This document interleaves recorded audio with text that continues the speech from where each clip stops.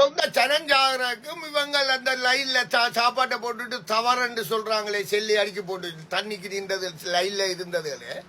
அப்ப அந்த போன நீங்க தவறா அடிச்ச உயிர்கள் எல்லாம் திரும்பி வருமா?